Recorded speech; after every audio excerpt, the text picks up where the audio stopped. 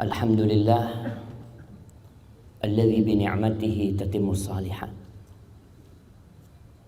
Segala puji bagi Allah Jalla Jalaluh yang karena nikmatnya kebaikan-kebaikan menjadi sempurna.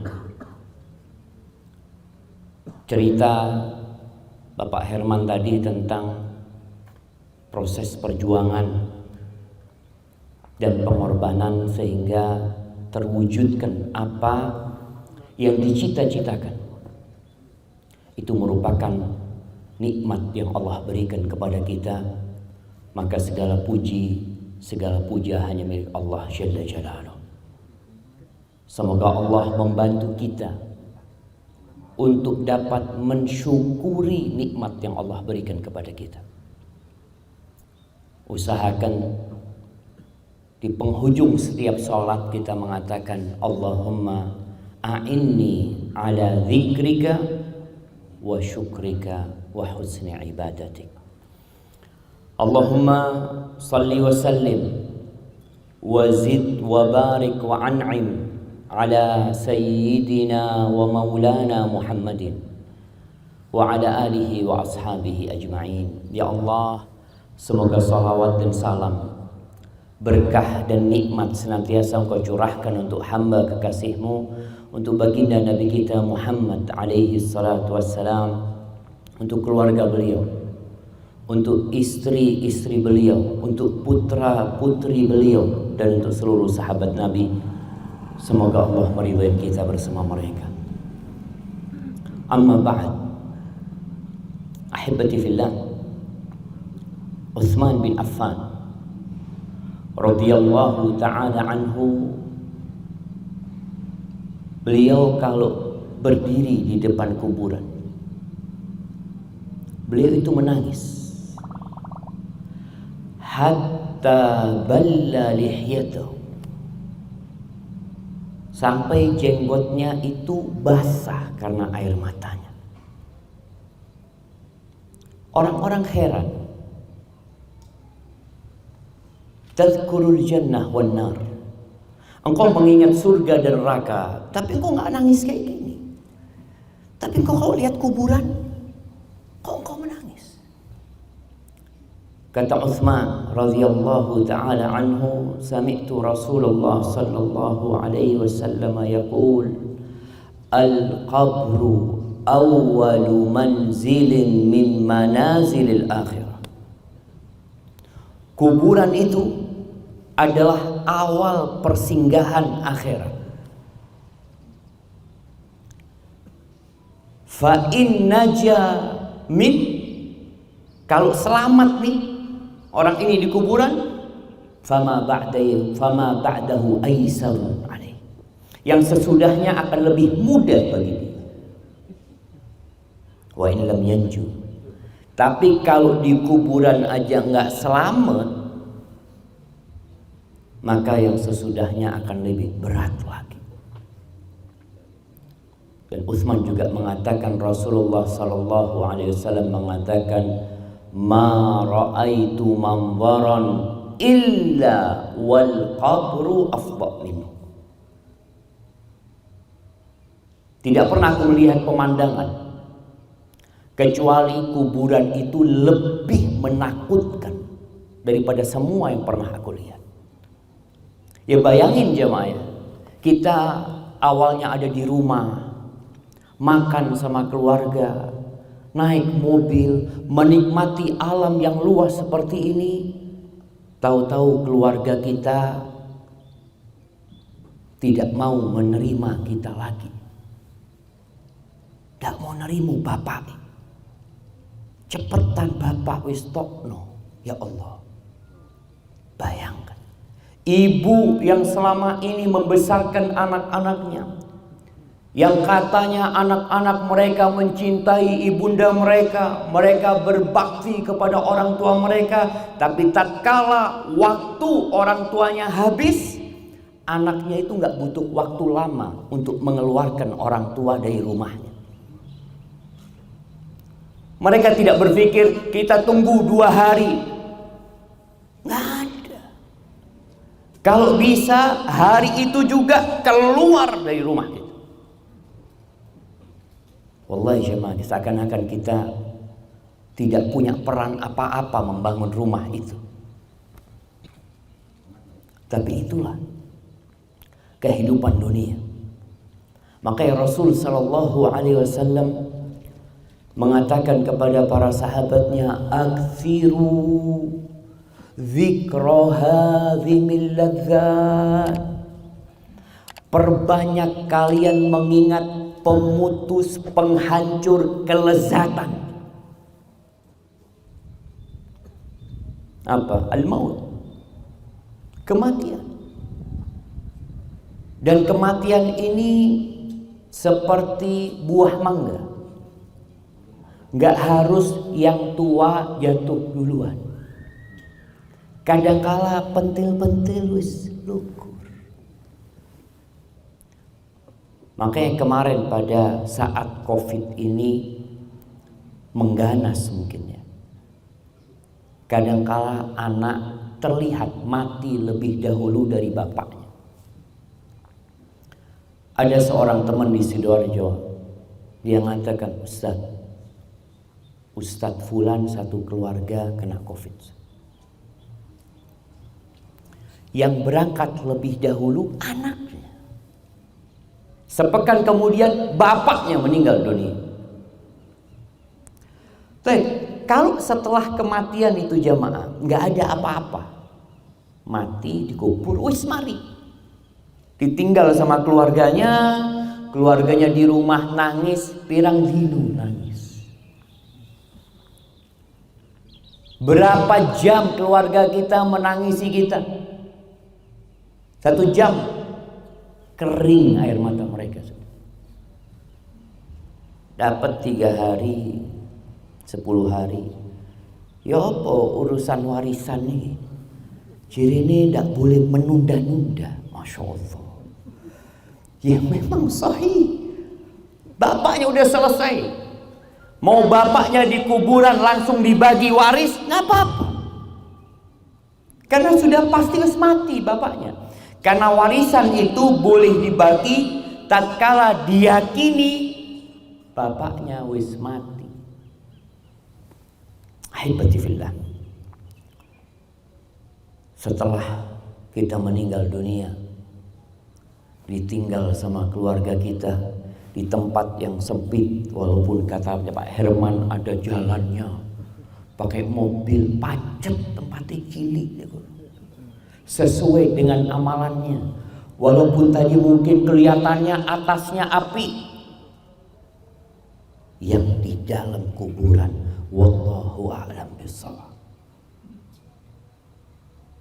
bisa jadi tempat dia raudhatun min riyadil jannah, taman dari taman-taman surga. Keluarganya menangis, keluarganya bersedih. Ternyata yang mati berbahagia di sana. Kalau dia orang soleh, kuburannya itu diluaskan madda basari, sepanjang dia memandang. Kalau rumah dia cuma 100 meter, kalau mungkin orang kaya kamarnya saja 100 meter, nih orang di kuburan yang sempit ternyata maddan basar. Sepanjang dia memandang itu, dia luas sekali. Kemudian dalam hadis Bara bin Azib dijelaskan, dibukakan buat orang ini babun ilal jannah, pintu ke surga. Kita sampai sekarang tidak melihat surga, tapi yang di kuburan nanti Allah tampakkan. Kalau dia orang soleh, Allah tampakkan kepadanya neraka dulu. Ini tempatmu di neraka kalau engkau tidak baik, kalau engkau tidak beriman. Allah telah gantikan buat engkau tempatmu di surga. Sehingga orang ini semakin berbahagia tatkala melihat surga selesai melihat neraka. Fayatihi ruihuha wa rawha, dia di sana di tempat yang sempit itu, masya Allah, dia mencium aroma surga, dia mendapatkan segarnya surga, lalu dia mengatakan kepada Allah Jalla Jalaluhu, Allahumma aqimis sa'ah, ya Allah, dirikan kiamat. Kenapa? Dia tinggal nunggu kiamat bisa masuk surga. Tapi kalau dia nggak soleh, fasik, fajir, apalagi kafir, maka Allah akan bukakan bagi dia pintu ke surga. Dia lihat, dia sempat melihat surga, lalu ditutup, ditunjukkan kepadanya neraka. Ini tempat. Datang panasnya neraka, aromanya yang busuk. Walaupun di atas kuburannya indah, walaupun mungkin dia dikuburkan, ada kuburan di Jakarta yang mahal itu apa namanya?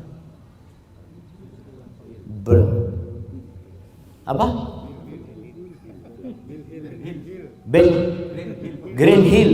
Masya Allah, Green Hill mereka. Walaupun kuburan di atasnya bagus sekali, tapi tergantung amalannya. Siapa saja yang berangkat ke Madinah, lalu dia berkunjung ke Baqiul Gharqad, dia akan melihat kuburan para sahabat itu tandus. Tidak ada satupun pohon yang berada di atasnya. Kering, panas. Tapi para sahabat yang ada di dalam, mereka bisa jadi berada dalam taman-taman yang hijau, yang nikmat. Maka ahibati fillah, bagaimana supaya kita masuk surga? Yang kuburan itu adalah awal persinggahan akhirat kita. Kita perlu berbincang tentang kenapa kita kok ada di dunia. Bukankah bapak dan ibu kita dulunya di surga? Kok tahu-tahu kita di tempat yang seperti ini? Ono COVID, sing loro, sing sakit, gempa. Kenapa kita berada di sini? Kita berada di sini karena satu dosa. Satu dosa. Berapa sih dosa yang dikerjakan Nabi Adam? Satu. Terus yo apa kita tibalik mlebu surga linggowo 1000 dosa. Satu dosa aja dikeluarkan dari surga. Allah Azza wa Jalla berfirman di surat Thaha ketika memerintahkan kepada Nabi Adam dan Hawa untuk turun dari surga. Bersama iblis juga turun di bumi ini. Qulna bita minha jami'an. Kalian semua turun bersama-sama dari surga Allah Azza wa Jalla. Ba'dukum li ba'din adu. Sebagian kalian musuh buat yang lain. Jadi jamaah kita nggak pernah koncoan di setan.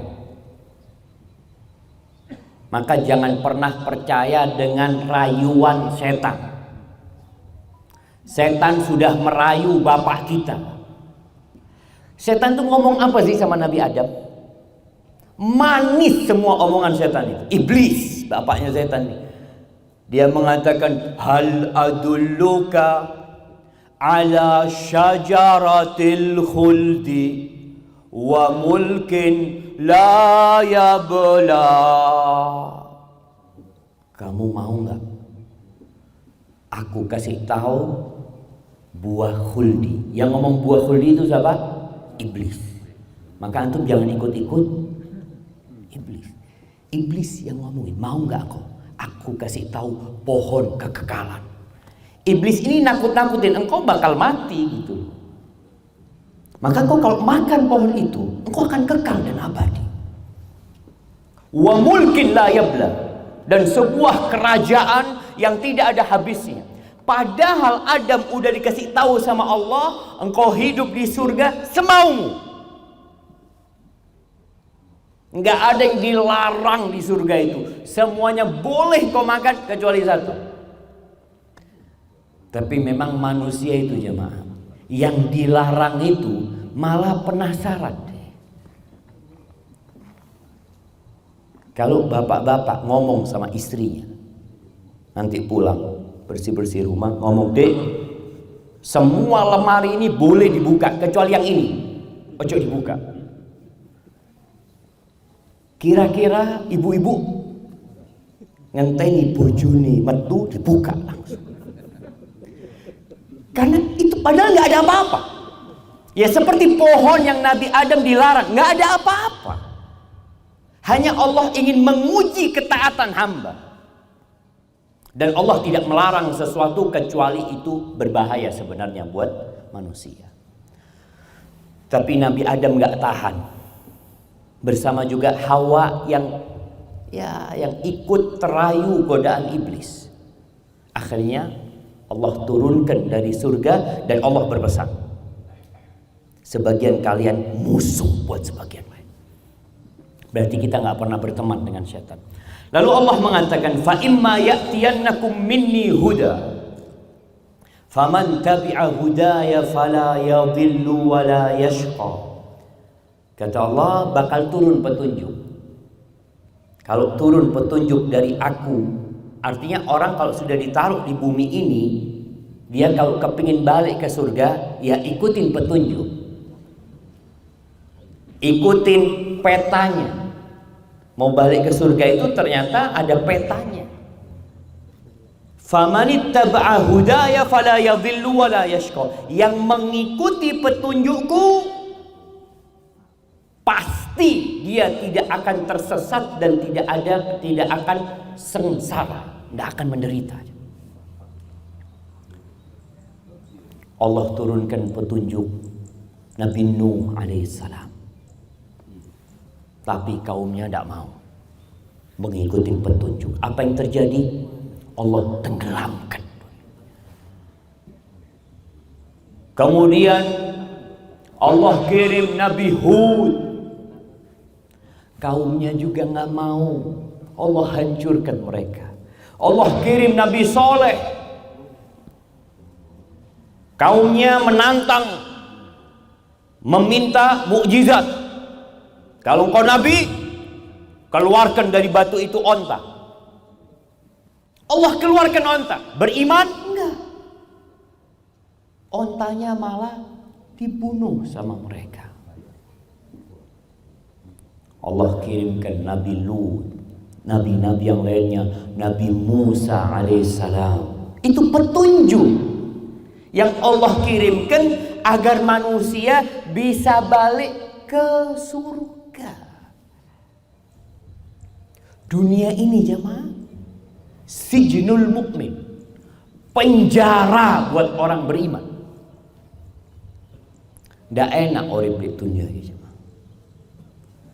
Titik-titik haram, ndak oleh haram tok.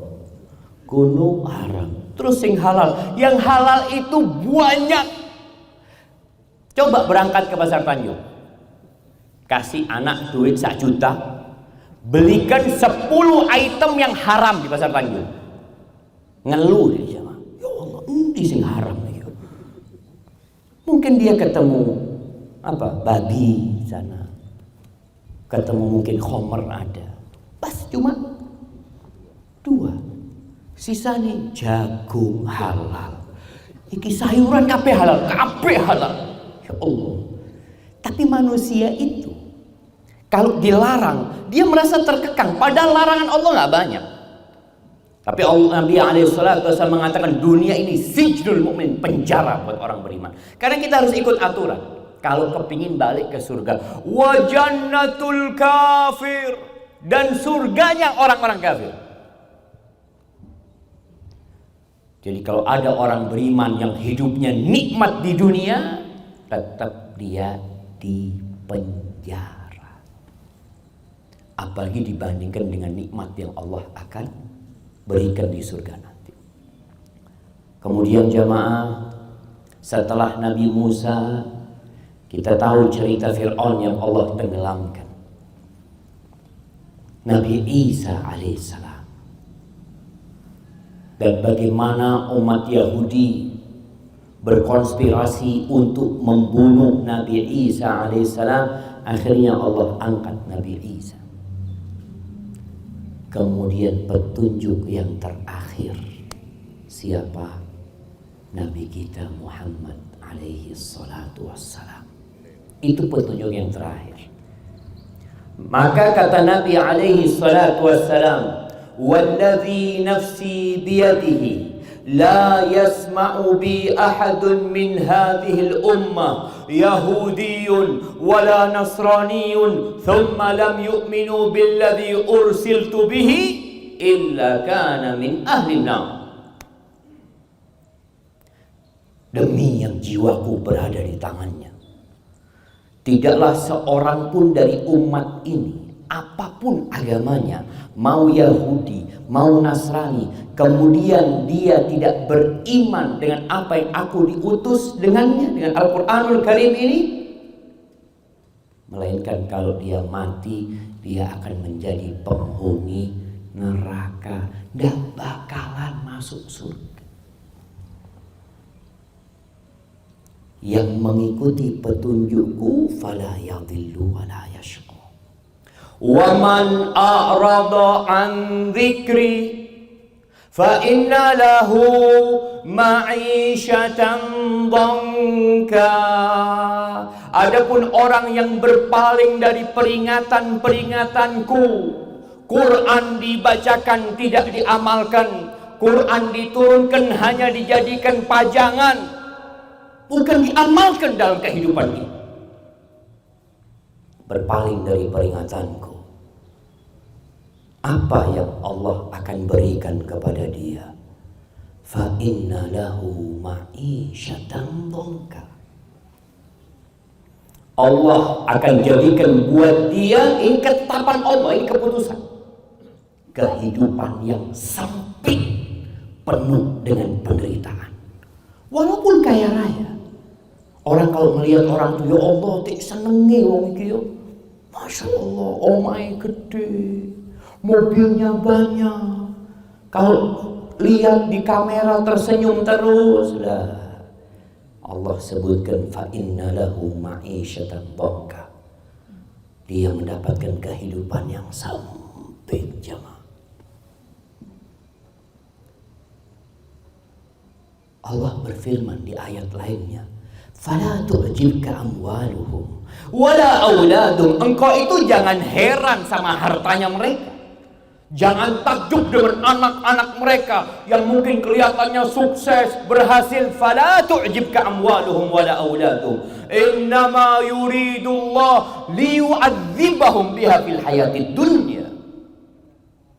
Kenapa? Allah itu hendak mengazab mereka dalam kehidupan dunia. Jadi hartanya itu azab sebenarnya. Anak-anaknya azab buat orang tuanya. Nabi itu berdoa, Allahumma inni a'udzubika, atau doa ini dinisbatkan kepada Nabi Daud juga. Allahumma inni a'udzubika min malin yakunu alayya azaban. Ya Allah, aku berlindung kepadamu dari harta yang jadi azab buat aku, ya Allah. Kapan harta itu jadi azab? Ketika kita dikuasai sama harta. Mau sedekah mikir. Seharusnya yang mikir itu harta, bukan kita. Loh, harta ini punya siapa? Punya anak. Terserah anak mau sedekahkan berapa. Tapi ada ketakutan di diri kita. Jadi azab harta itu. Bahkan ada orang yang siang malam mengumpulkan harta, tahu-tahu mati ditinggal semua harta. Kita dapat melihat orang-orang non-muslim yang hartanya triliunan, jamaah, ditinggal hartanya. Loh, terus gaya opo boleh kesel itu gaya opo? Engkau mengumpulkan harta sampai punya 100 triliun, terus mati, 1 rupiah pun tidak ada sing digowo. Kan berarti azab selama ini dia kerja mengumpulkan itu. Seharusnya kau bawa mati. Enggak, dia nggak mau bawa mati. Maka Allah sudah tetapkan, Allah akan memberikan kehidupan yang sempit buat orang itu. Wa nahsyuruhu yaumal qiyamati a'ma. Allah akan bangkitkan setelah dia mati di kuburan dalam penantian yang panjang. Kuburannya menjadi lubang-lubang neraka. Kemudian pada hari kiamat dia dibangkitkan dalam kondisi buta. Dia keluar dari kuburan nggak ngelihat dia. Jalannya nabrak-nabrak. Akan ada yang menyeru supaya mereka berkumpul ke padang mahsyar.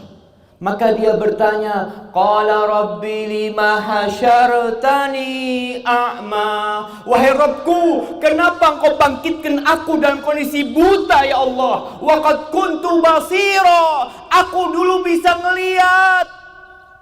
Sekarang kenapa buta? Qala kadzalika atatka ayatuna fanasitaha wa kadzalikal yawma tunsa. Engkau tahu sebabnya apa? Allah cerita tentang masa yang akan datang kepada kita supaya kita ambil pelajaran. Begitulah datang kepadamu ayat-ayat kami, engkau abaikan ayat-ayat itu, maka hari ini engkau diabaikan, engkau dilupakan. Wallahi na'udzubillahi min dzalik. Di dalam Al-Qur'anul Karim ada banyak sekali ayat-ayat yang menjelaskan tentang siapa yang berhak masuk surga dan siapa yang diancam masuk neraka. Dan alhamdulillah ayat-ayat itu kebanyakan di surat-surat pendek, di juz amma, yang seharusnya kita itu berusaha untuk menghafal juz amma ini sama artinya. Karena yang banyak dibaca di masjid surat panjang, surat pendek. Surat pendek dawa titik imami, sopo imami? Astagfirullahaladzim. Nah, contoh kita lihat Allah mengatakan wailul likulli humazatil lumazah alladzi jama'a malan wa 'addadah yahsabu anna malahu akhladah. Allah sebutkan celaka, wail.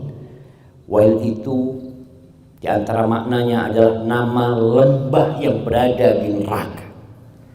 Untuk siapa? Untuk orang-orang yang kerjanya mengumpat, memaki, menghina. Kerjanya apa orang ini?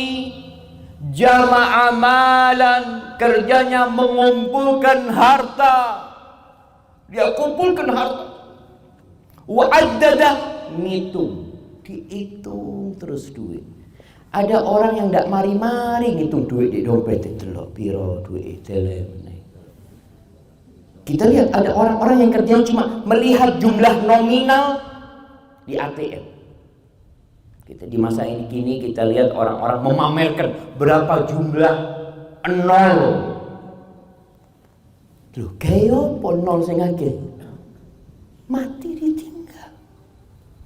Tapi orang ini kerjanya ngumpulkan uang, ngumpulkan uang. Yahsabu anna malahu akhlad. Allah juga berfirman, Ara'aita alladhi yukadzibu bid-din fadzalika alladhi yad'ul yatim wa la yahuddu ala ta'amil miskin. Kau melihat enggak orang yang mendustakan hari pembalasan, hari perhitungan? Kayak apa orang itu sih? Ya, orang itu sifatnya anania, mikirno awake dhewe.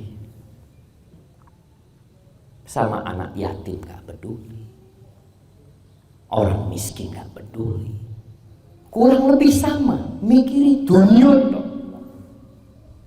Terus Allah sebutkan fawailul lil musallin.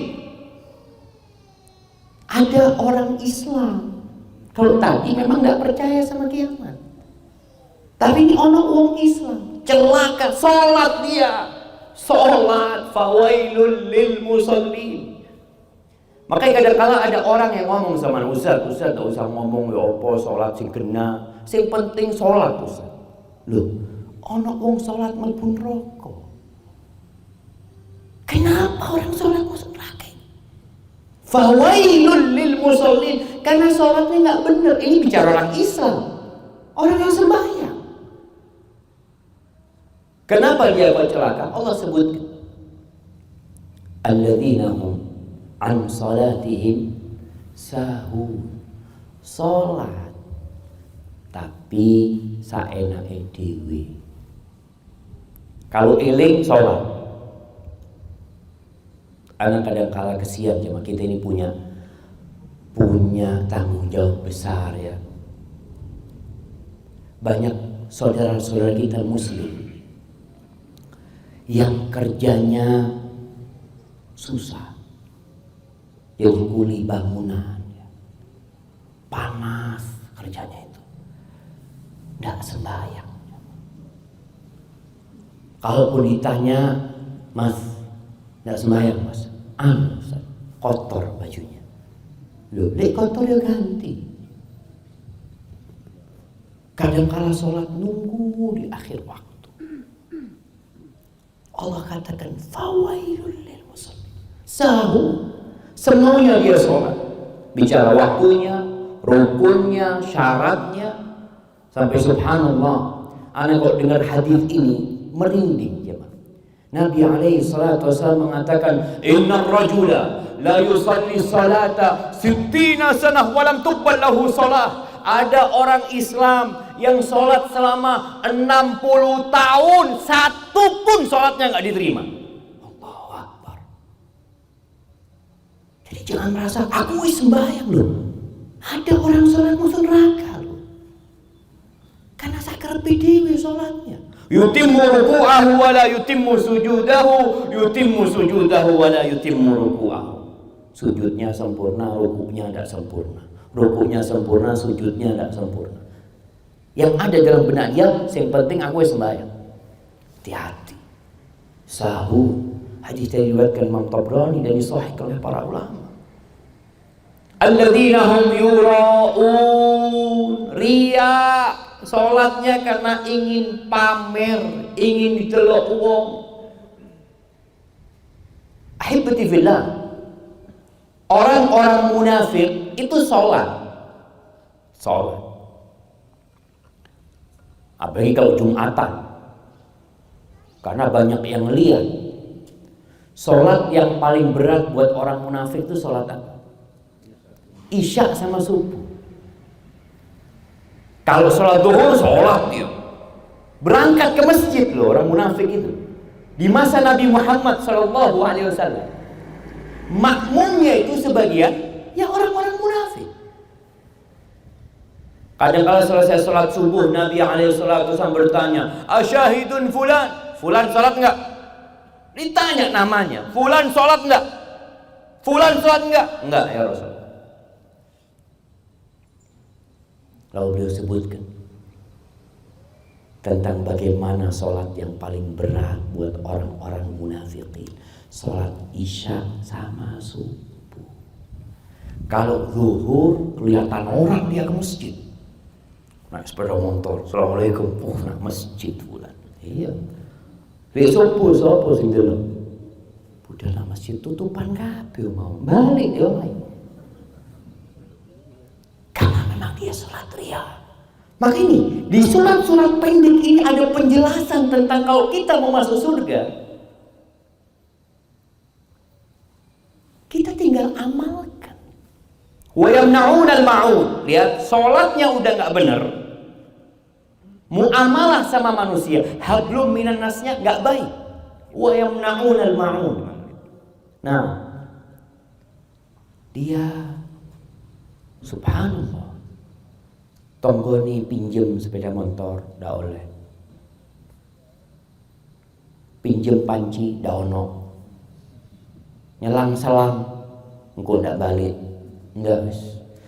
Jadi memang ma'un ini adalah hal-hal yang bermanfaat yang bisa dipinjamkan, tapi tidak berkurang jemaah. Artinya kalau dipinjam sama tonggo, panci dipinjam sama tonggo, opo balik bolong, ya? Bolong enggak sebenarnya. Tapi bakhil orang ini. Kita lihat orang ini hablum minallahnya udah buruk, sama manusia juga nggak baik. Yang terakhir di surat An-Nazi'at, masuk juz amma.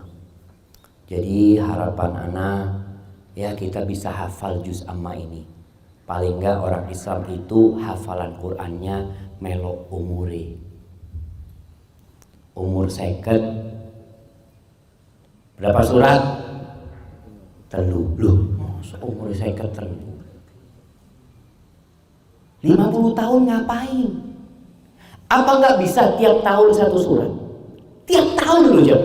Ojo arek-arek di pondok tahfidz setahun 30 juz enggak wis kita. Bismillah sudah. Tiap tahun satu surat, surat pendek. Juz amma. Juz amma itu berapa surat? 37. Berarti sing umure 37 paling enggak hafal 37 surat. Di surat An-Nazi'at, juz amma ini hampir semuanya turun di Mekah kecuali 3 surat. Menceritakan tentang hari kiamat, tentang surga, tentang neraka. Di surat An-Nazi'at Allah sebutkan,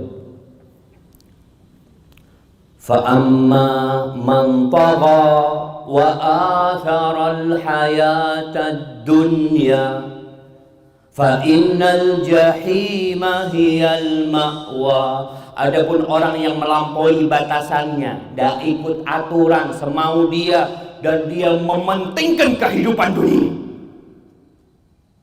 fa innal jahima hiyal ma'wa, tempatnya neraka. Wa amma man khafa maqama rabbih wa nahan nafsa 'anil hawa fa innal jannata hiyal ma'wa.